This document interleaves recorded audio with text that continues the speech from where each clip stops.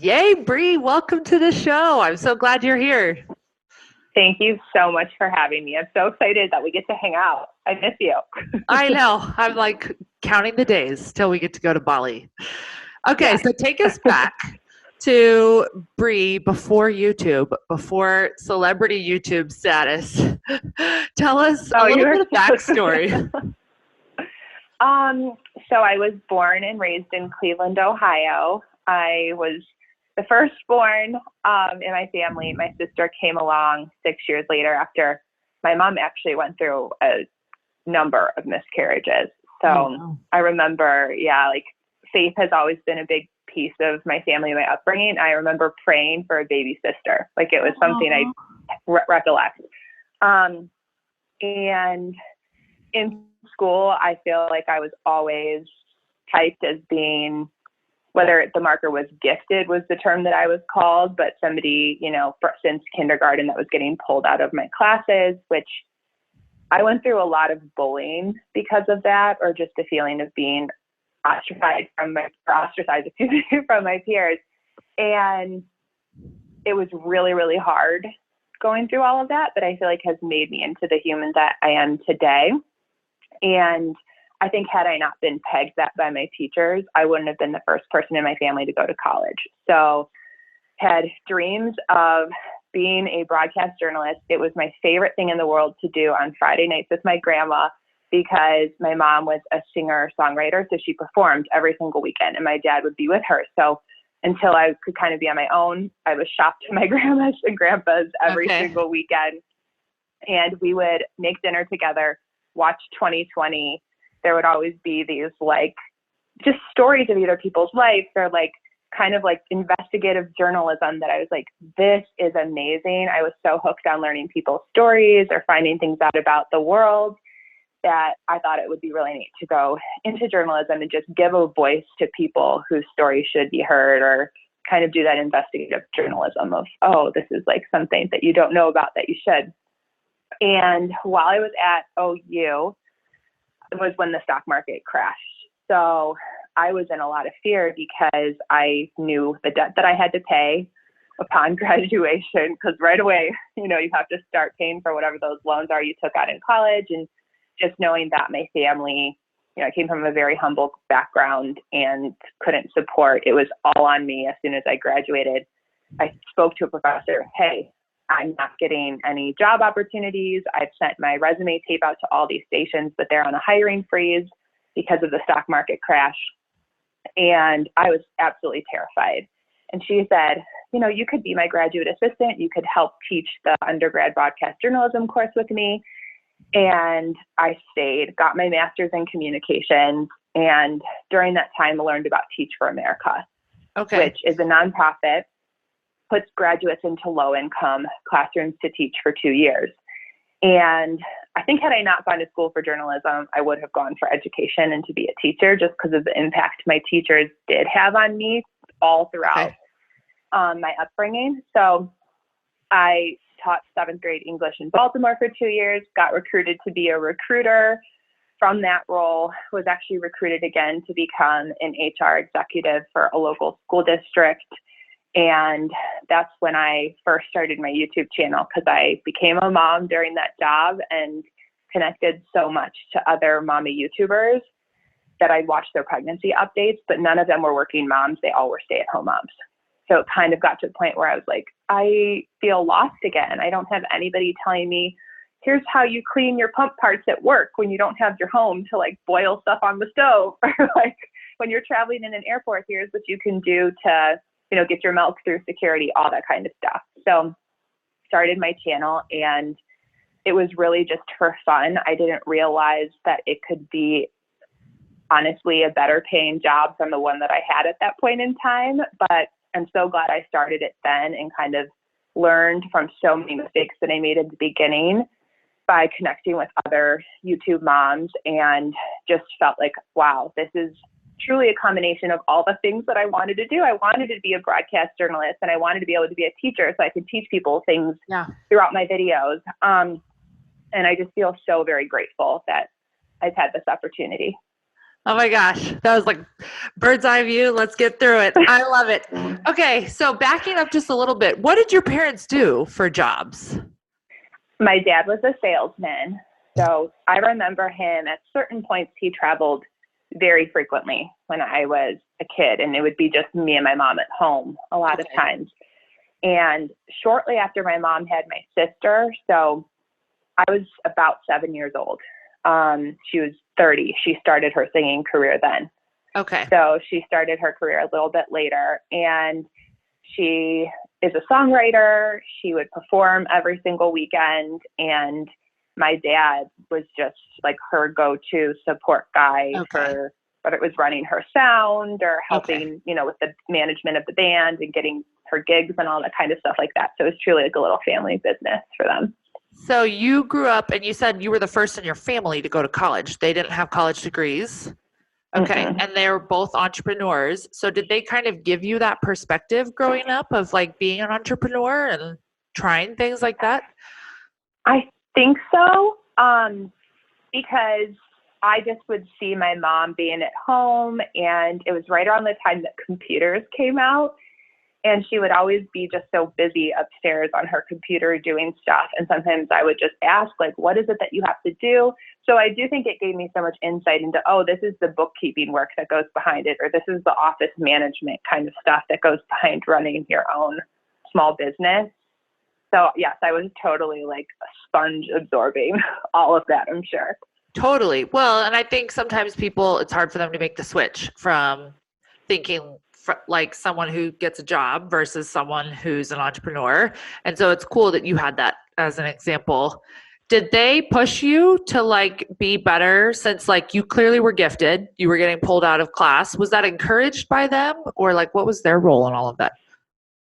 Yeah, I think my dad was somebody who, and I know I said this on Kayla's podcast, but I think he was very much a feminist. Like he never wanted me to sell myself short for being a girl. I think I probably came home. I was the only girl in the gifted classes for some time. Wow. So yeah, so I think I'm sure I brought home some experiences that kind of made him realize, wow, I as like the male role model in her life need to make sure she understands like her worth and her value. And I feel like he did the same thing with my sister. And my mom, I think the one thing that she always like saw in me was the ability of like, if I put my mind to something, I could do it. Because I remember her saying to me, why are you going to go to college and pay all of this money for, you know, this degree, and then what you would technically make as a broadcast journalist, you know, isn't very much. When you start out, you're sometimes making in the 20s or 30s. Totally. So she just said, she's like, you're so driven. Can't you just go get a job right away? And you'd probably be making that, if not more, like do something else with your life. So I feel like she saw in me that like, if I set my mind to something or wanted to do something, that I could likely go do it and get it done. Do you think that they really helped breathe that belief into you to be brave enough to try new things and take a risk on yourself? Or where did that come from? I mean, I definitely feel like my parents loved me, and I don't even think they knew though, because they hadn't gone to college themselves. I don't think they understood just like the network that would provide. I think there was a lot of mentors that I had in my teachers, in coaches. There's one coach who I feel like my track coach truly changed my life, because she was the one who, when my mom was a bit skeptical of just college and the finances behind it, she was the one who's like, no, here's how you do it. I had to do it on my own too. She helped me fill out the FAFSA. Like that's the reason I could even, you know, get to go. So she really shaped me. Other managers that I've had in the past have just been so influential on also telling me like, you need to get a coach. Like when I was in my HR executive role, I had a executive coach at that point because of her. And I feel like that's even what brought us together, is knowing, wow, like being a part of something where somebody can give you business advice or coaching just truly does change the game for you, your potential, and kind of can pull you out of the weeds and give you more of a bird's eye view of here's where you can go with your life and your business. Oh my gosh, we will talk more about that. That is for sure Yeah. something to talk about.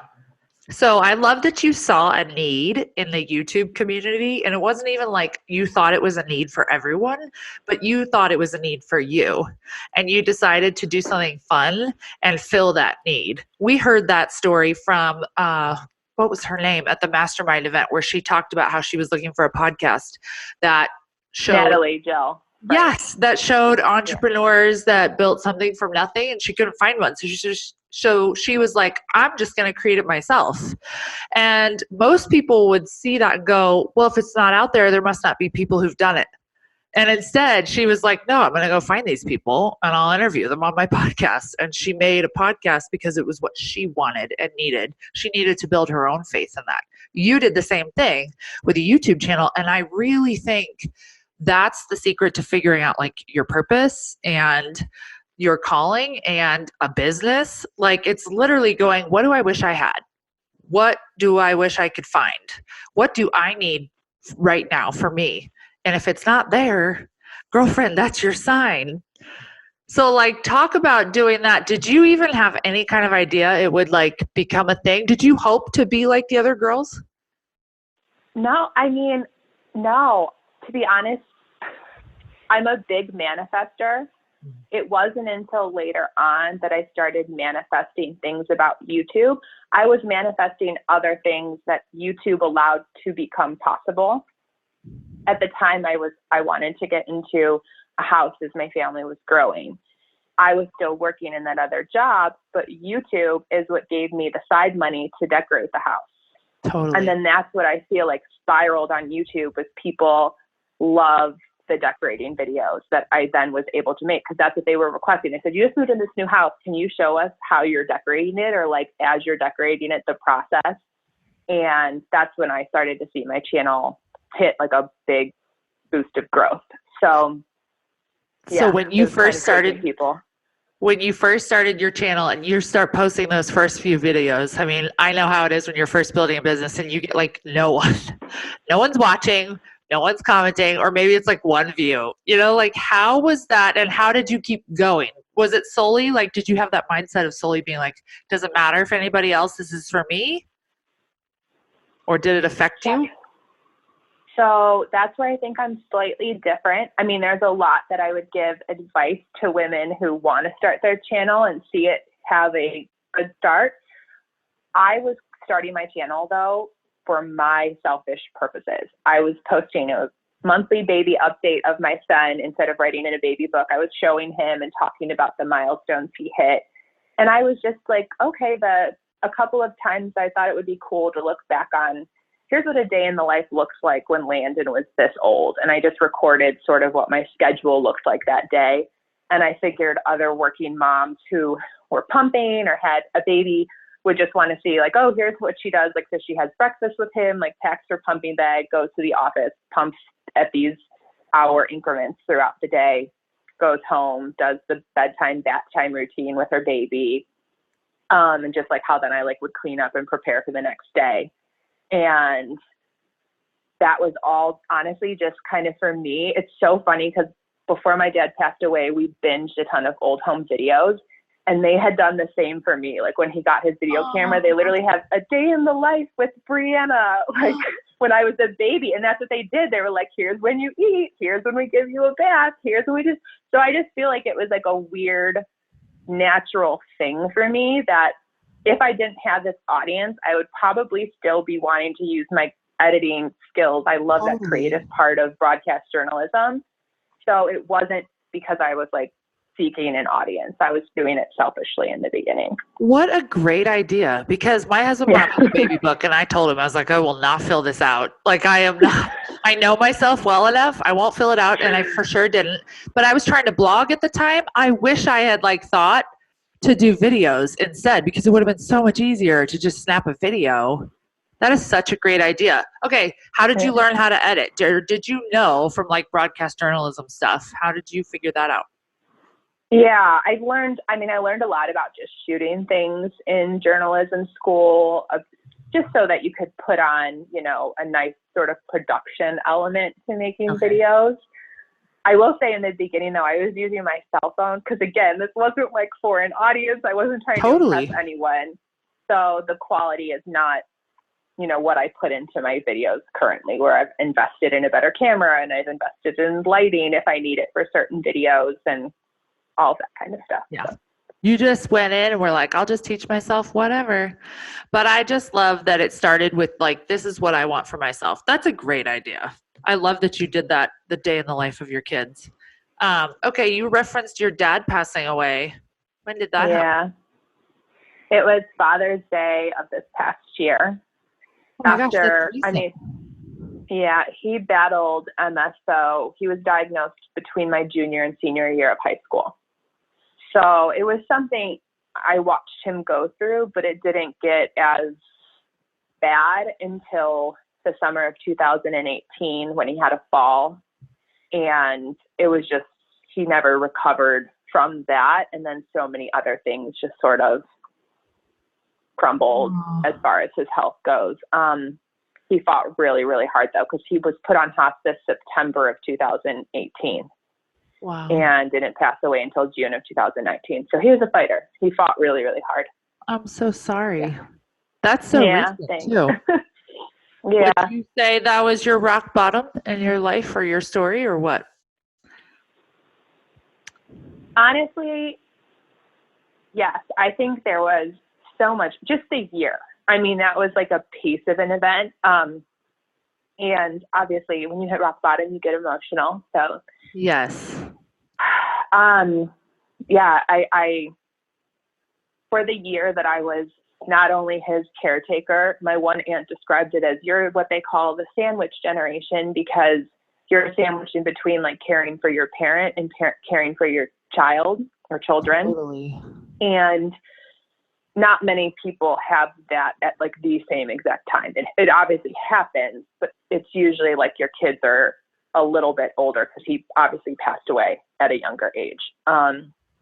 So it was hard because I felt like I couldn't be the mom I wanted to be. I also couldn't be the caretaker I wanted to be. I felt like I couldn't be the business person I wanted to be. And I think the hardest thing was I definitely felt like I wasn't being the wife that I wanted to be. And that was the hardest thing. There was a point where I was like, my marriage is going to crumble. My business is going to crumble. And I knew the reality of just, there wasn't much time with my dad. So like, it was a lot of what am I going to have left? Or like, how can I pull out of this? Oh my gosh. Was definitely something. Yeah. Speak to that for sure, because I think there are so many women who feel like they're in that spot right now where they're like, literally, I have so much going on and it feels like every area I'm watching it fall. Yeah. Because I think we've all been there. We all have times where you're hit so hard with life, basically, right? And I talk about this on this podcast, that you can't even do anything well. So can you speak to that? Like, what did you do and how did it affect you showing up in your life?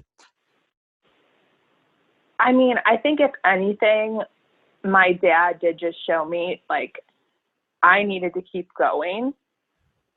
Oh. Sort of even how he was fighting his fight, you know? And I'm a very like faith-based person, and this is just what I would tell anyone.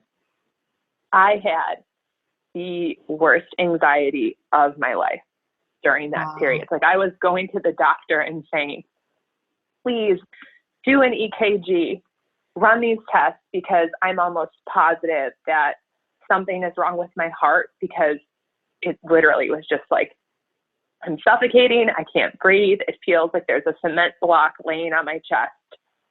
Wow. And the doctor was literally like, nothing's wrong with you. You're totally healthy. But like, this is just a symptom of like anxiety. And the first time I went, I was still nursing my daughter.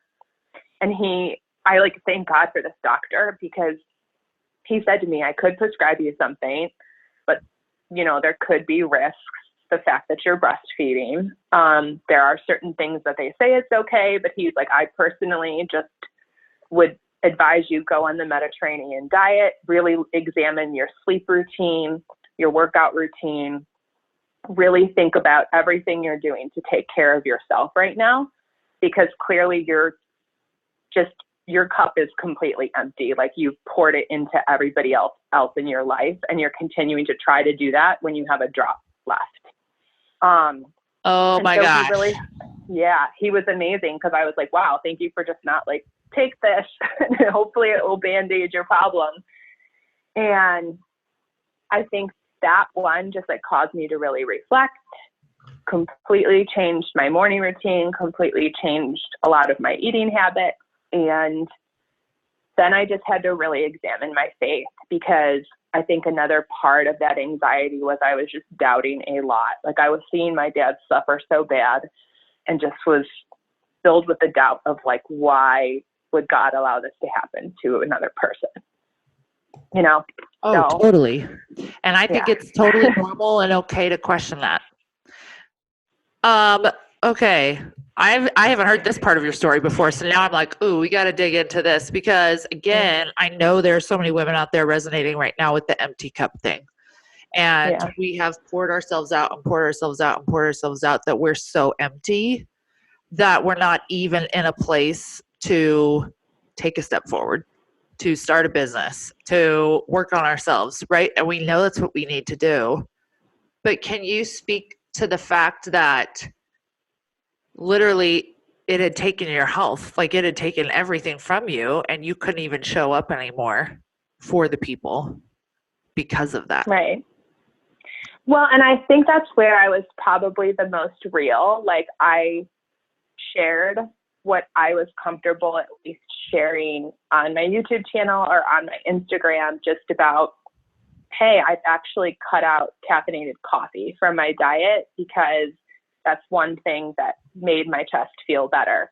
And I just tried to share anything that I was, whether I was trying it or whether I saw the impact, to try to help other people, because I think the scariest part of all of it is you're going through it and it feels so alone and so isolated. But it's just like you said, there's actually so many other people feeling that. And that's where I give so much credit to YouTube, because I do think that that community there rallied. They, really just gave me encouragement through a very, very dark time. And I'm so grateful to have that community. Oh, it's amazing people that you can find online, and that when you build a community online, it can be just incredible. Okay. So when you're at that point where you're like, my health is gone, everything in my life is crumbling, I can't give anymore, how did you get past the mental block of like, oh, now I need to spend time on me? Like now I don't even have enough time for everything else, right? Your marriage is suffering, you're suffering showing up as a mom. And now the doctor's orders are, oh, you need time for you too. It's so easy to be like, what? Like, I don't have time for me. So how did you get past that mental hurdle of like, I will spend time on me, because these things will crumble if I don't? I think I needed to verbalize and ask for help. And I'm still working on that, because as someone who is a perfectionist, holds myself to a very, very high standard, oftentimes I'm so just like, okay, I can take care of it for other people. Also, like a people pleaser is a problem. And I just realized, like, I actually have to say, like, I need help, or like, I can't do this by myself right now, or I need more support in this way, whether that was from family, friends, getting other people who could step in and do some of the stuff when it came to my business. Like, I'm so incredibly grateful for those people who helped keep things running during really hard times too. So did that look like, sorry. Did that look like a bunch of hard conversations that you had been avoiding? I think so. And I was going to therapy at the time too. I sought the help of a professional, just because I had, again, from my community, heard so many people say, hey, you're going through something really hard. You should talk to somebody about everything you're going through. And she did. I mean, there was even times where then Adam and I ended up seeing a couples, therapist and doing those sessions because, I was having a really hard time having those hard conversations and actually getting it all out without feeling like I'm hurting your feelings or. Totally. I mean, it is. And I feel like I preface whenever I have to have those, this is really awkward for me. I have a really hard time saying this to you, but here's how I'm actually feeling. And just kind of realizing like it's better for me to share how I'm feeling or to share if something is upsetting me because I shouldn't have to suffer in silence. And that in a day and age where self-care is so painted as like nails and hair and pedicures or whatever, which I'm not opposed to that, right? I do all those things. Oh, right. But I think, I think real self-care is having those hard conversations that you need to have, that you've been avoiding. Real self-care is getting up and doing your workout. Real self-care is cutting out coffee because you know that it's hurting your health and you don't want to, right? It doesn't feel good. Like real self-care is doing the hard things that aren't fun because it will help you show up better. And I love that we're diving into this because literally that's what you had to start doing was real self-care, which is not glamorous or fun, but it who you were, obviously. How long did that take for you to get past that point? So I was just thinking about this in the car yesterday. It's going on 8 months since my dad passed. And I would say everybody's grief journey looks completely different. I would say the first 2 months, it was either that I was completely miserable or I was trying to do like distractive things where I could like completely pull myself. Like we went on a 2-week vacation where I just could completely pull myself out of my everyday and be like distracted. Like it was my abnormal. So like thoughts, you know what I mean? Just like didn't come to me or like creep in and make me feel as bad. And I feel like when we got back from that vacation was when I really did the routine reset of like, this is the time I'm going to get up in the morning. This is what I'm going to do with my workout. This is how I'm going to, make sure I'm eating healthy, nutritious foods as much as possible so that like what I'm putting into my body allows me to function.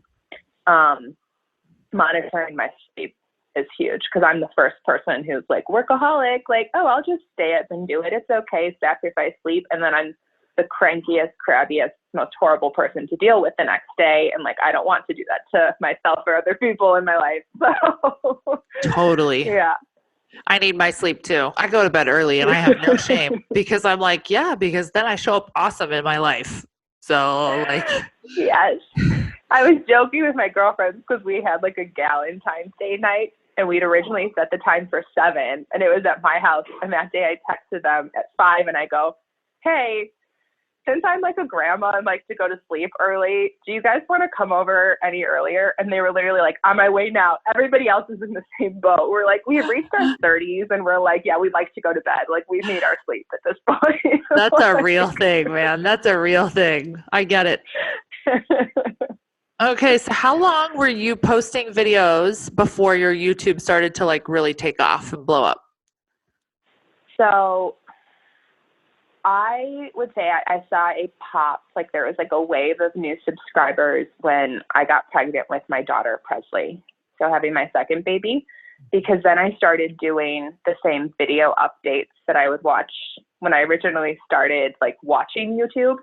I did a weekly update with her. And I think that does something to the algorithm of promoting your videos a little bit more, because when you repeat things that there's an audience that keeps coming back to watch that, YouTube's like, great, people are staying on our platform. They come back at a certain time every single week. It's consistent. And they start promoting your channel at a higher rate. It was also, we had moved during that pregnancy. So I started sharing how I was decorating the new house, and a house tour went viral. And I think that's where I kept seeing more and more people start subscribing to just follow the journey of like, oh, she's having a baby. Oh, she has a new house. They were interested in that, like all the new things going on in our life. And then it was summer. So a year after my daughter was born, I kind of reached my crossroads of, wow, like YouTube actually is like a very healthy side hustle. But I watched other girls who their channels were growing astronomically. And I equated it to, well, I can still only produce so much content because I was working my full-time job still. And I just sort of knew, like, well, it's my side hustle. It's okay. But then my dad had his fall, and I knew that, like, I was just going to be traveling so much that fall. Like, that's when a lot of recruitment work happens. So I prayed on it and just thought, you know what, if I can make from YouTube this month what I'm making with that salary, I'll leave and just do YouTube so that I can have the time to like take care of him, have more time with my kids. And kid you not, like the next day the emails came in, I was going to be making double what my salary was. So I was like, okay, God is answering. I know this is the right thing to do. And then I would say, like, because I could dedicate more time to it, despite the fact that I was still caretaking for my dad, caretaking for kids, house, all that stuff, I saw then continued growth with my channel because I could just put a little bit more time into it than I previously was. That's amazing. Yeah. Did you tell your community, like, hey, I'm trying to stay home, like I'm trying to hit these goals? Did you like call on them a little bit? I just shared, because truly, I mean, definitely like the community knows if they watch and don't skip the ads, that helps your favorite YouTuber so much. But what the emails I'm talking about are when you get brands who want to sponsor a video so that you share in a video, whether you're using their product or you're cooking HelloFresh or something along those lines. That was the emails that truly, that's what makes this be, you can stay at home doing YouTube. Ad revenue alone, you would have to be getting millions upon millions of views to be like, okay, this is 6 figures on its own. So yeah, if you want to make 6 figures on YouTube, it's a balance of good views, strong community and audience, but then you work with brands who sponsor videos. So do you just naturally love cleaning? Did you grow up loving to clean, or like how did the whole thing turn into like cleaning? So my grandma, I will tell you, she is the biggest neat freak. Like she has a routine around her house that like she has everything a certain way. I swear, like there hasn't been much that's changed around her house since I was a little girl. It's pretty much identical, besides she's like changed out the couch or got new carpeting, but the knickknacks and things are like all in the same place. She has her routine of how she cleans it all. And when my mom used to travel different places to sing and she would come over to our house growing up, she would be cleaning the entire house when she was over there too. So I feel like my mom is a bit like, my mom definitely likes my mom's more of a decorator though than my grandma. So I feel like I got a mix from both of them. Like my grandma was the cleaning freak and my mom really likes decor. And my mom, honestly, she's like one of the funnest humans that I feel like you'd ever run into. Like if you're having a party, you probably want my mom there, like for it to be a good time. So that's where I feel like she's really good at like the party planning and hosting and decorating, that like I incorporate all of that into just like the homemaking stuff I do.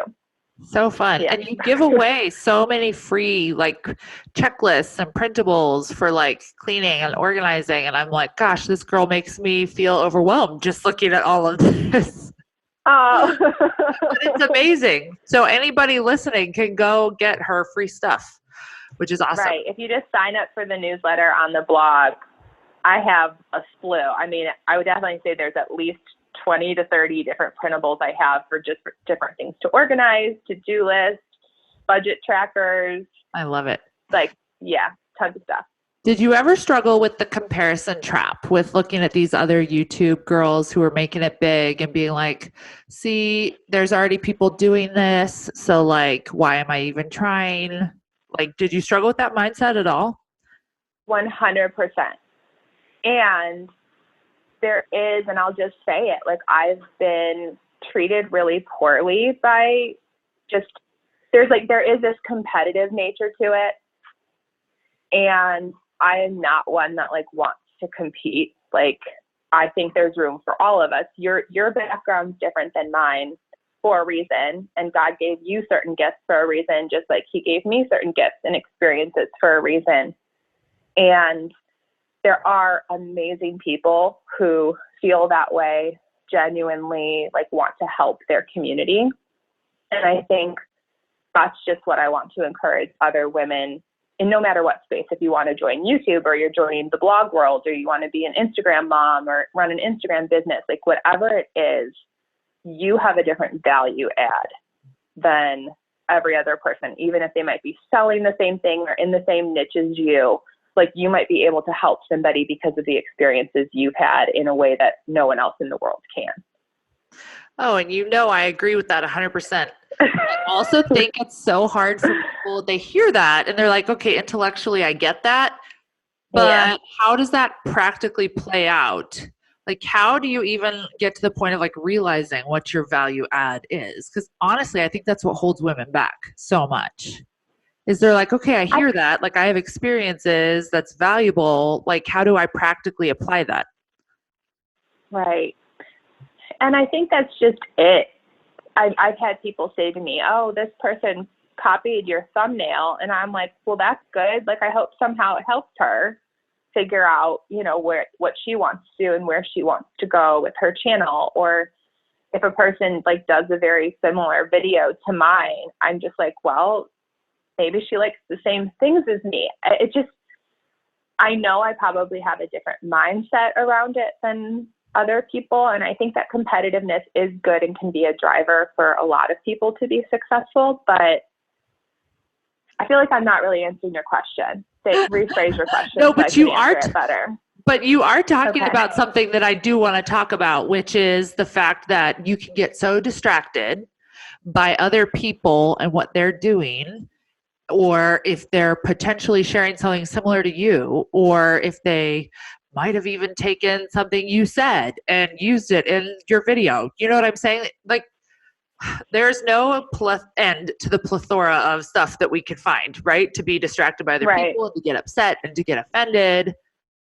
And I love that you're speaking to this right now, that you're like, yeah, who cares? Because you know that you're the original. Like, doesn't matter if somebody tries to copy you, you're still the original. Can you speak to that more? Yeah, so I just have to go back to that. My pastor talked about this in our church this week. And he said, this is what God has said to us about the work that we do every single day. You could be doing all the work because you think, I'm going to get all the money because I'm going to do this. Or if you're doing all of the work because you're like, other people are going to be led to the Lord. They're going to get to a better place in their life because of the work that I'm doing. That's how God wants you to truly operate. He doesn't want you, same thing with little kids. He used an example of like, are you teaching them they clean up because they get a lollipop as a reward? Or are you teaching them to clean up because they love you, your family unit, and like, this is what families do to like love and take care of each other in their homes and spaces, that kind of a thing. And that's just how I feel about it. Like, if somebody else needs to copy or got inspired because I did something and they want to do the same thing, one, I feel like then I'm doing a good job of trying to help somebody get to a better place, but I'm not going to try to take that away from anybody else and like keep the reward all to myself, if that makes sense. That's just. Yes. Because ultimately we're here to help people. Right. Like, if at the end of the day, you are helping people, whether it's 10 or 100 or a million, like that's answering your calling and finding like what you were here to do. So the question I asked earlier was, someone hears this where we're talking about like, your experiences make you unique, and so you have value to add, and they go, how do I even draw on those? Like, how do I even practically apply those to help people? What I would say, I think I just share what I feel like has been a struggle for me. And maybe I'm still in it, or maybe I've gotten out of it, or maybe it's something I've done a decent job, but sometimes fall back and make those same mistakes again and sort of realize, okay, here's what I need to do to pull out. Like, I've shared my issues with perfectionism that has caused me to waste so much time nitpicking things that I could have left it and probably gotten a B grade instead of an A grade, and it still would have made everybody happy, right? Regardless, I've shared just the negative self-talk that I gave myself around my body when my body has produced 2 humans, is capable of so much, why I would talk about it so horribly. Like I wouldn't ever say the words I've said to myself to another human on this planet, to be quite honest with you. And I've just been open about that, and just kind of how I've reframed my thinking and how much motherhood has really helped me just put it all into perspective. And then I just share my messes all the time. Like, as much as I love to clean, as much as I love to organize, I still have a room where I throw all my junk and don't touch it for a couple of months because there's just too much to do until I finally like rip off the Band-Aid and decide to do it. So I would just say, like, you don't have to share everything and be like so vulnerable that it's going to, like, you know what I mean? Make you feel uncomfortable. But I think you have to lean into at least like a little bit of discomfort of, hey, I'm not perfect, or hey, this is something that I did that was horrible, or here's just a mess that I always seem to still have that I'm trying to clean up and fix. And I relate to that, and I know hundreds of other people can relate to that too. So how do you find the line between being real in a real way? Because there's tons of people who try to quote unquote be real. And I'm like, okay, that's not really being real. Like, that's still making yourself look good while trying to be real. But then also, then on the flip side, there are those people where you're like, whoa, girlfriend, like that was like, you need to rein some of that back in. Like, that's just putting everything out there for everyone to see, and that's not helpful. I mean, and that's just where I think everybody's sense of that is totally different. Because I know my grandma has even been like, why did you share that? Like, you're like, Grandma, you're not my audience. But I think that there's, even if something might not be for you to watch, that kind of goes back to the point of maybe somebody else out there needed that person's, whether it's like over the top or whether they are more conservative. Like, we all have different personalities and things that we like actually share and talk about for a reason. So it's sort of like that selectivity of like, fine, you select who you consume, and like, maybe that person's not for me. Like, maybe it's too much for me, or like, maybe it's actually like not really helping me. Like, I need more to push myself to be better. And I don't know, I guess I'm very like a liberal mindset when it comes to that, because I'm kind of like, to each his own. Like, if you really feel called, like if you found like your true thing and are like, this is what I need to share so that other people don't feel alone, then like, share what you need to share. Aw, I love that. I love how kind you are. I'll tell you. Wait, say that again. Sorry. I said I love how kind you are. Oh, I do though. I mean, what I would say to myself, or I do say to myself, that I would say to my daughter if she was ever just kind of like, what should be my test for things?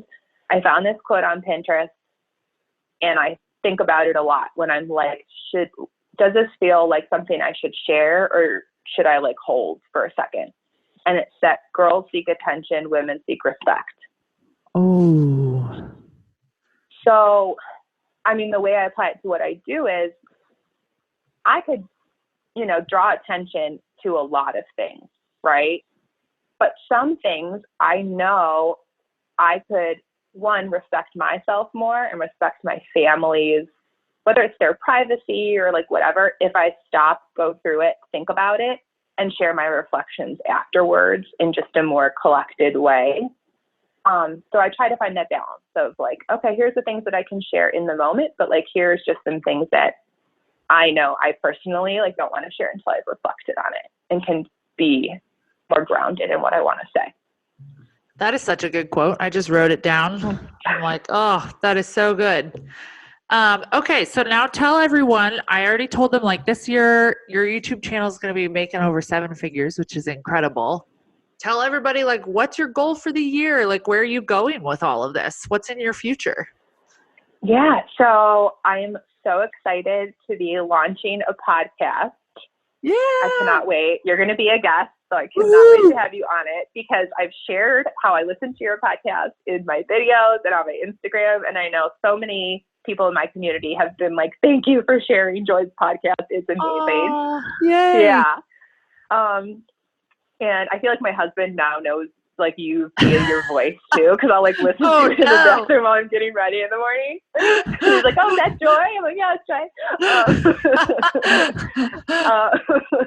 And then I'm so excited to be launching a How to Start Your YouTube Channel course where, I'm going to be teaching it live. So going back to my teacher roots, which makes me really excited, and just being able to help people. I've done a couple polls recently on my Instagram and prayed on it and have gotten some email messages and other DMs of people saying, hey, I really want to start a YouTube channel. Can you like help me know like where do I start? What do I do? And I've done some past videos and blog posts on it, but I just know it's a big topic and I think I can share so much just so that if you are really getting started to make it your at-home business and something for yourself, because I feel like that's what so many people have voiced is my audience is just like, I want something for me. Like I do so much for other people. I want something that's my own.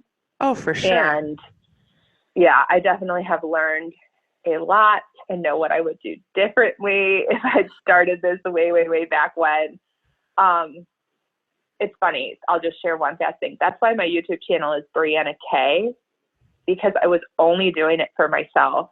And for whatever reason, that name wasn't taken on YouTube. And I was like, well, at least since I'm putting it online, at least it still gives my family like a little bit of like privacy because it's not my full last name.